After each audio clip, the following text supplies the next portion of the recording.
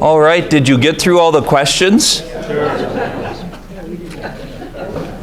Sometimes I think that what you should really do is host your table for drinks one night and go through these things. I think they'll be better over a glass of wine or something. We figure we'll come to class so you'll add one more thing to it that we learn. Probably. So to just dive back into our timeline a little bit, I think last time we had to end very quickly going through some of this. So as the climate changes, you remember we talked about the Roman warm period. As it cools off, the immigrant, or we would call them immigrant now, but the roving groups that were further north, the ethnic groups start moving south. Across the Alps, they invade Italy, they do those things. Those kind of things. The Vandals invade from Poland towards Spain and then into North Africa. That's the time of St. Benedict founding his first monastery. St. Benedict is probably one of the most important figures of Western history, and not so much because of the authority of the man himself. That's part of it, but mostly due to the monastic system that he established. The Rule of Benedict, if you were looking at a list of great books of Western civilization, is something that is of profound importance, maybe one of the most important books that have ever been written, because so many places adopted it, and so many monks, and all of this stuff through the Middle Ages. One of the things that they don't get credit for, and we won't get time to cover as much in our book, are the technological innovations that they made. With things like crop rotation and genetics, they bred honeybees, and they figured out a lot of winemaking.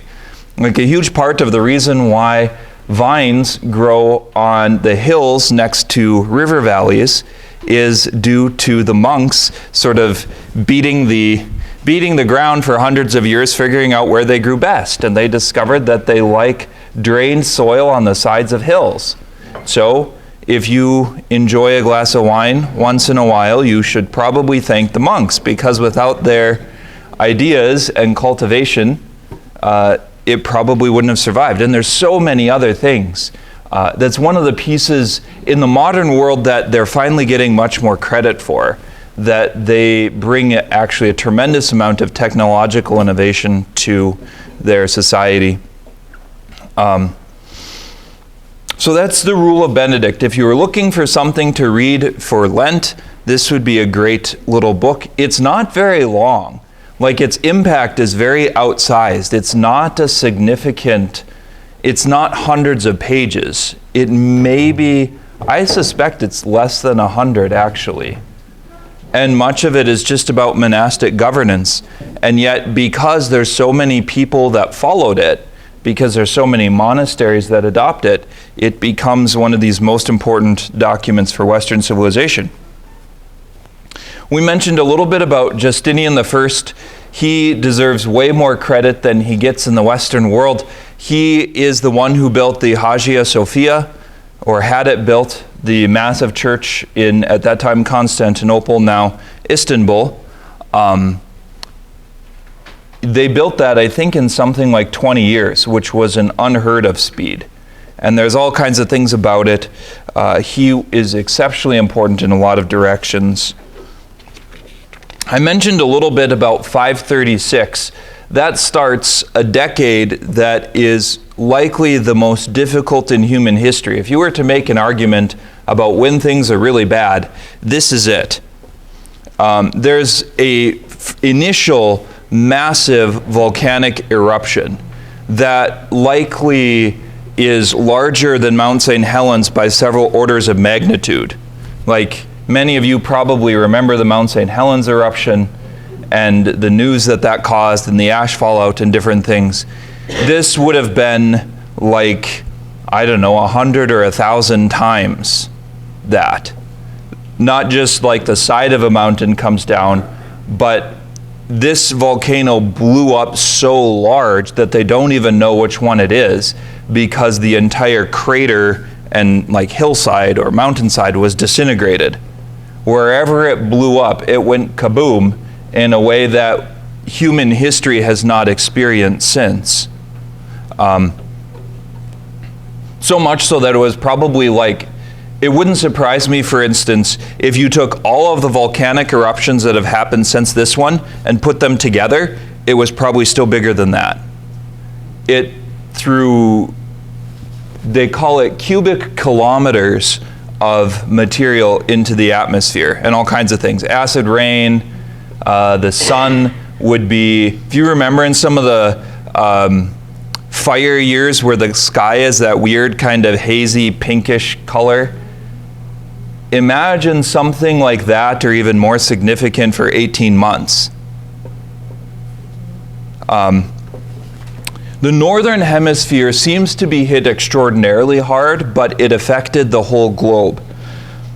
Summer temps fell by 4.5 degrees on average, and that doesn't sound like a whole lot, but I would compare it to the modern climate science where they're panicky about a rise of, I think it's 1 degree or 2, or 1.5 or something that they're very concerned about. So this was more than double that. It was catastrophic. Northern Europe went 2 years without a growing season. I mean, what would happen in our society today if we went 2 years without food production? You would have a lot of dead people, and it would make the summer riots at times of George Floyd look like they were picnics. I mean, it's a shock that as a society we are woefully underprepared for. If that happens, I'm not even sure what I could tell you other than we should move south.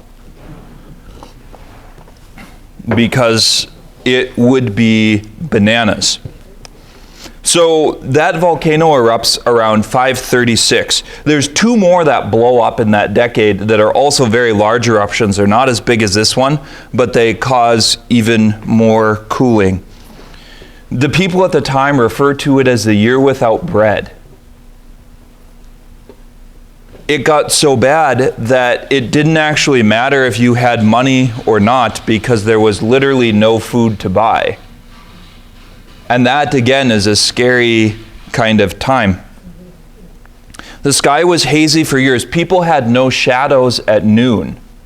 The sun was not strong enough, even in places like Egypt or southern Italy, where you go to the beach to lay in the sun. It wasn't strong enough to cast a shadow. There was that much stuff in the atmosphere. And then it initiates a little ice age. So then glaciers start growing and precipitation and all those things. Crops start failing, all kinds of stuff happens. So there's widespread famine, and then it gets better. Because in the midst of this time, so you have one volcanic eruption in 536, I think the second one is several years later, 538 or 539, and then there's another one in 542. And then there's a plague. The first outbreak of the bubonic plague hits. It ravages the Byzantine Empire and many others by 541, and it lasts at least 8 years. The emperor himself gets the plague, but he actually survives. But it's something like 50% of the people alive in the world were dead by the end of that decade. It's a kind of catastrophic loss that we don't have words for. We don't have something, I mean, you can kind of talk about it, but to feel the societal impact, I mean, like, take COVID and multiply it by 1 million. You know, COVID, we had sort of all of the fear and none of the dead people. What if you have all of the fear and all of the dead people? So much so that in a lot of cases, they didn't even have the strength to bury the dead. They would just take bodies and they would burn them in massive piles. And part of it was because they were scared of disease. And it turns out that they were right, that the dead bodies could still transmit plague. So it's not talking about just a few people. This is widespread devastation. Like in some cases, you'd go to a city like Jamestown And you'd discover that even though you were there a few months ago, now there were like 10 people left. And everyone was dead. That's the kind of stuff that they went through. Oh, here I have it written down. So 539 is the second volcano. 547 is the third one. The people thought about it as hell on earth. I mean, some of the stories that they talk about are absolutely bone-chilling. If you read the accounts of it and what people went through. And again, I mean, imagine the modern world and all of the anxiety and panic, and then throw some TNT or some dynamite into it and blow it up a few times over. It would take all of that and just magnify it to the moon. I'm sure people had panic attacks and just kind of died from panic. And they didn't understand epidemiology and disease, and they didn't know what they could do. And the witch doctors and the, colloquial cures were all the rage. And this is part of what forces migrations. People move out of colder climates into warmer ones. And you could look at it as warlike or barbarians, but it may have actually been as much for survival as anything. This kind of thing would be challenging on a level like, I really hope it doesn't happen, because no one is prepared for this. If we have something like this happen, I'm not even, like I said, I'm not even sure what you could do. We wouldn't have enough time. If we had a massive solar flare that made a mess, or a giant volcano that blew up very suddenly and we didn't know about it, it would be a good time to come to church. That would be good, because I don't know. But one of the things that's really terrifying is religious people died too. It wasn't that God saved all of his people. The Christian empire was devastated as much of the rest of the world. So when you hear people talk about how the world is going badly and things are really poor in the modern world, it's okay to take it with a grain of salt or a pound or two. Because yes, it's not that things in the modern world are going well or that everything's on the right course, but some of that is fear, and some of that is a narrative, and some of it is just, we live in a society where this kind of trauma is nearly unimaginable.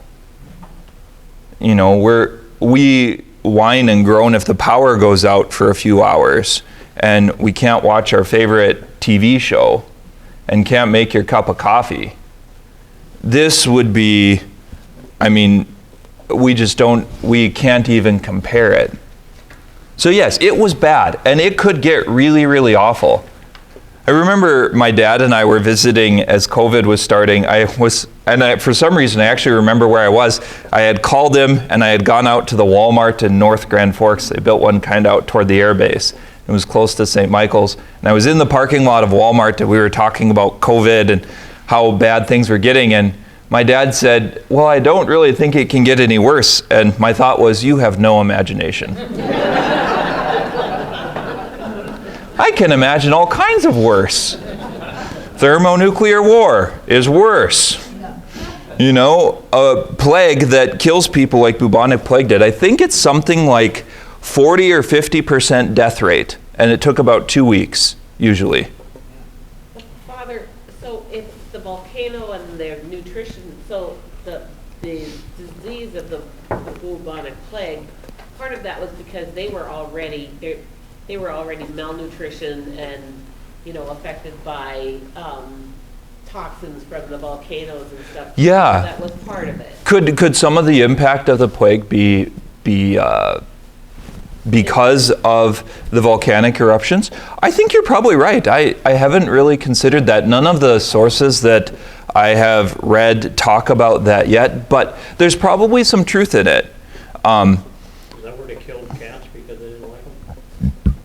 Well, they do start, in some places they go after animals. This is the kind of panic, for instance, that leads to stuff like the Salem witch trials, where someone starts a rumor that their neighbor was heard chanting something at night, and because of all the fear, just like wildfire, that turns into repression that turns into sort of breaking out and trying to clamp down on it. When people are afraid, things can get dramatically bad very, very quickly.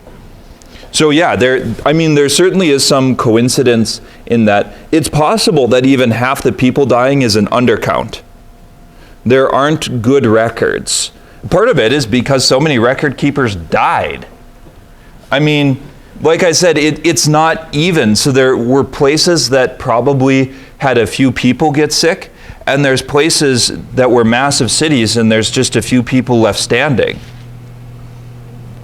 And it can do that in a couple of weeks or a couple of months. So yeah, I think you could look at, it would be interesting to know, for instance, the major bubonic plague that ravages Europe comes later in the Middle Ages. This one comes and then either it killed so many people or something, but it seems to die out. And then they go back to a more stable kind of thing for a while without a major kind of pandemic. And then it comes again, I think in the 800s or 900s. And it ravages Europe for the next, 3 or 4 centuries, something like that. But that's the time that people think about. If you looked up bubonic plague in history, you're going to get that European one most of the time. To find this one, you have to look up the plague of Justinian. That's how history calls it. To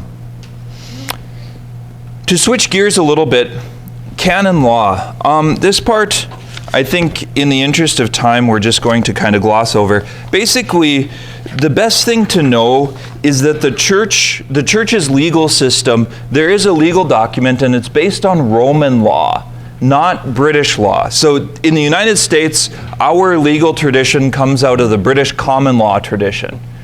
Roman law was different. So in Roman law, the legislator, the author, legislates a set of principles that are then applied in individual situations. So the role of the judge is to take the principles that are laid down in the law and make an application of them to a particular place. So in Roman law, there's no legal precedent. It doesn't matter, because each case is reasoned from the same principles to a particular conclusion. So you lay out how something should work, you lay out the principles of understanding, and then in an individual case, you have someone who's given authority to take the law and apply it to a person. So it's a very different legal system. It means the entire code of canon law is less than 100 pages. It's not a long document. This thing that governs the entire church and basically explains how it all works is a very, very tiny document. It's very, very tersely worded. It's short. It's sweet.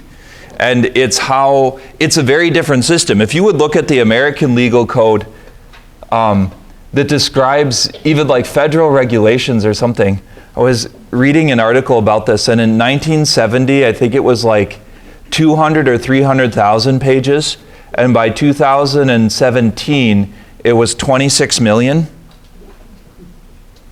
Or 35 million or something like that.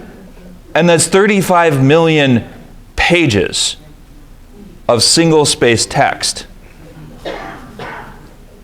And that's not even the only governing document for the United States. So you look at legal cases, and in the United States we have precedent, legal precedent. So what the Supreme Court decides matters.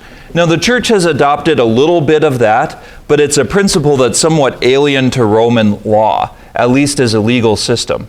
But it's a different way to do it. I'm not saying that it's better or worse. It's just different. It's a different kind of planet.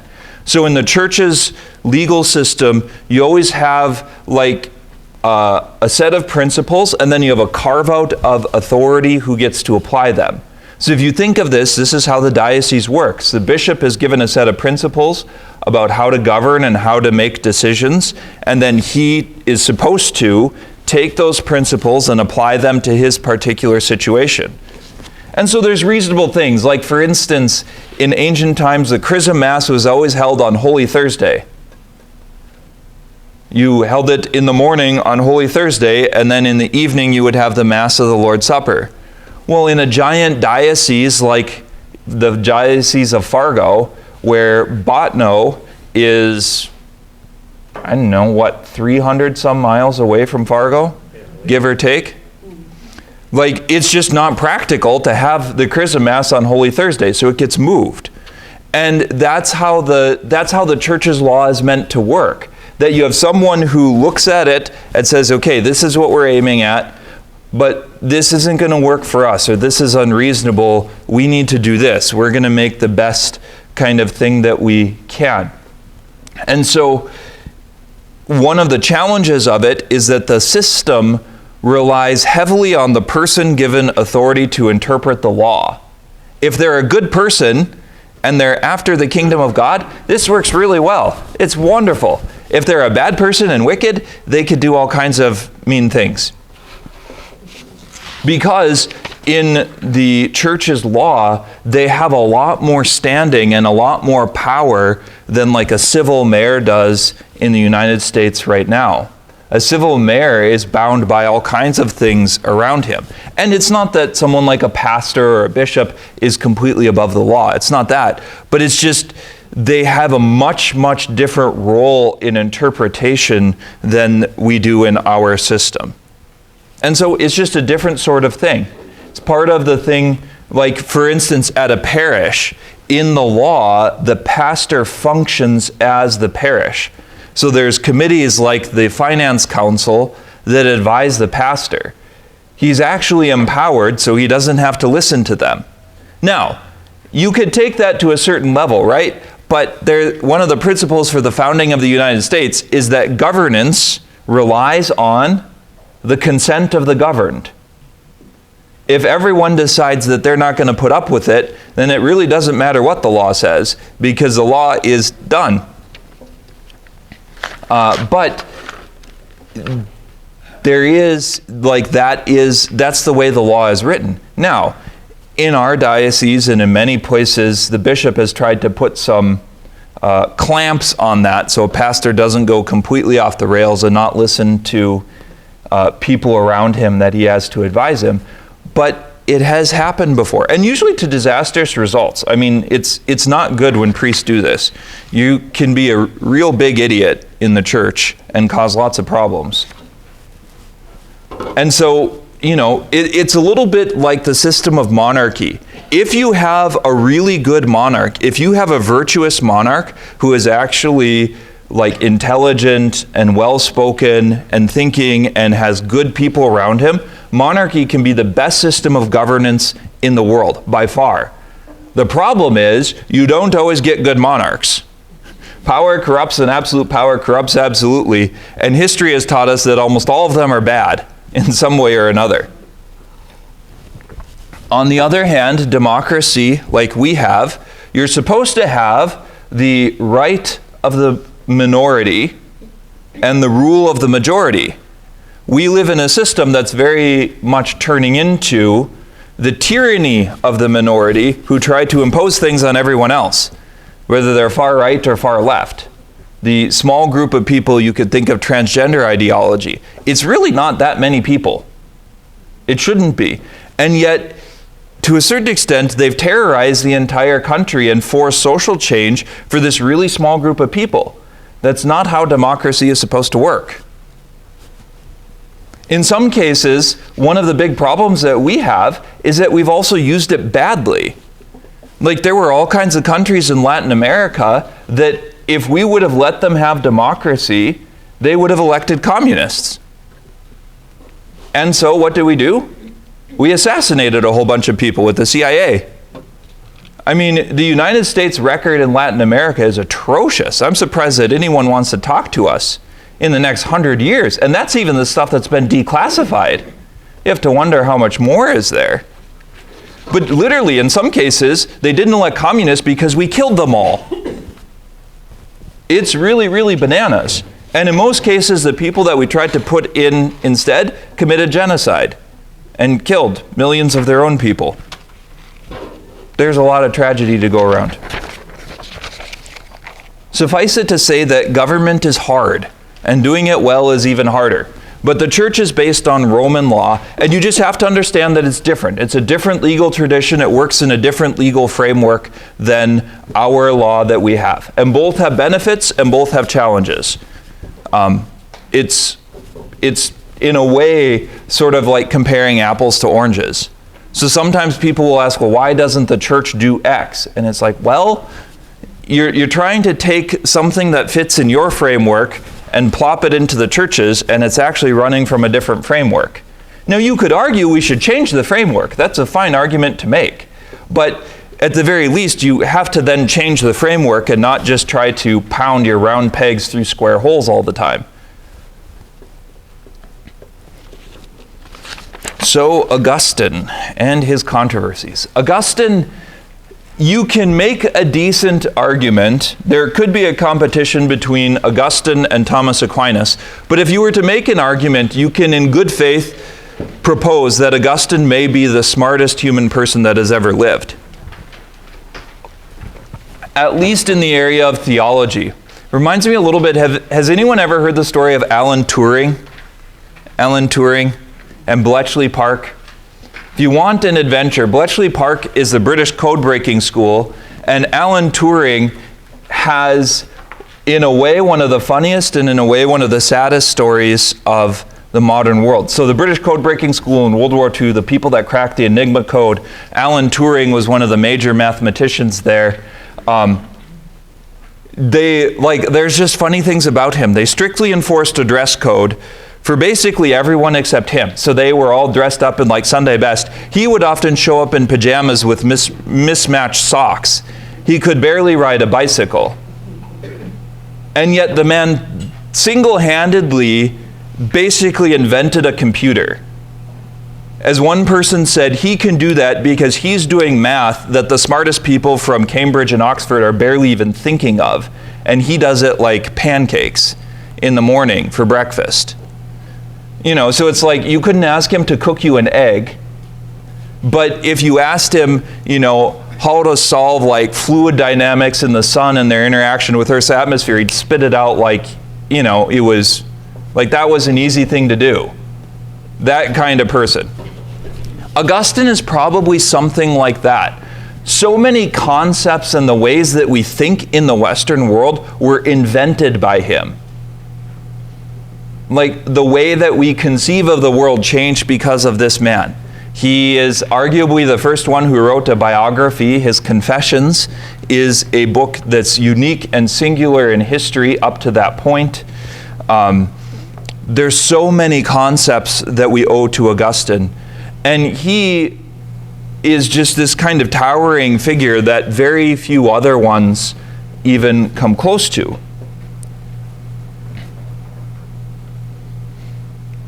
He writes, I forget how much he writes, how much we have of Augustine's work that is preserved, but it's in the millions of words. It takes a long time to write 1,000,000 words. Now, he probably doesn't do it all by hand. People like him would have had scribes around them who would dictate and they would write down in a kind of shorthand. Shorthand, as it used to be taught for people like secretaries and for meeting things, was not first invented in the United States in 1950. It was very much present years ago, and in fact, they were probably better at it than we are because they would use it a lot more often with people like Augustine. He writes on nearly everything. Science, history, philosophy, architecture, art, theology, redemption, everything. He writes in all kinds of different fields. He has foundational treatises on the understanding of the human will, how your will works, what that means, what it means to want something, what it means to desire something, when it's good, when it's bad. It's like he took an entire field and invented it. He writes about epistemology, which is the study of how we know things. He writes about the highest good and human nature, divine nature, the problem of evil, being of the world, the place of emotions and affections and the virtuous life, memory and time. One of the funniest things is you sort of read along. If you've ever read the Confessions, you'll encounter this. If you haven't read the Confessions, that would be another one of these sort of foundational works of Western civilization. But he'll just be sort of putzing along through his life, and you can follow it as a story, and then launch into this meditation on what time is. And you go from following him to being like, you're writing Greek. You're actually, like, this makes no sense at all. And then he'll flip back to his story like nothing happened. But, I mean, he has all of these sort of funny things, like what does present mean? And time is something that works until you think about it, and then it makes no sense at all. And the more you think about it, the less sense it makes. Because you can argue that it doesn't actually exist, that the only thing that exists is the past. Because what is the present moment? There isn't one. It's always changing, because as soon as you look at it, it's past, and everything that was in front of it is future. Well, where's the present? And the answer is, we don't know. If you miss your tax deadline, tell the IRS that. You can't charge me penalties because time doesn't exist. How do you know that? Well, St. Augustine said so. See if that works. I somehow get the impression that the IRS will not laugh. Augustine, now one of the kind of funny things about him too is that intelligence is a very odd thing. So you can argue that he is one of the greatest minds that have ever lived, and yet for the life of him he seemed to be unable to learn Greek. It just didn't work in his brain the same way that Latin did. His Latin prose, when he's writing, he basically writes in poetry. He thinks in poetry. Like, stuff rhymes all the time, and there's word plays, and he does it naturally. Like, it just comes out of him. It's really, really crazy. It's hard to get good translations of his works because it's so hard to translate all his poetry. Like, he's playing with language even as he's thinking about things. And many great phrases, like our hearts are restless until they rest in you. That's Augustine. There's all kinds of phrases that have made their way, and concepts even in the English language or that we have now, that are due to him. And one of the great things about Augustine is that he didn't just talk, he lived it. He lived in such a way that lended credibility to his message. He didn't talk about prayer and Jesus as if it was some abstract thing like a lot of people do. He was a man who was deeply in love. He was a man of tremendous passion. So he's born in a city called Tagaste or Tagaste or who knows what, somewhere. It's in modern day Algeria near the Mediterranean coast. Educated for some time in Carthage. Carthage is near the city of Tunis in Tunisia. He has a son with a prostitute, names him Adeodatus, which means a gift of God. It's an odd name for a son coming out of that situation. His mother was a Christian, but Augustine wasn't baptized when he was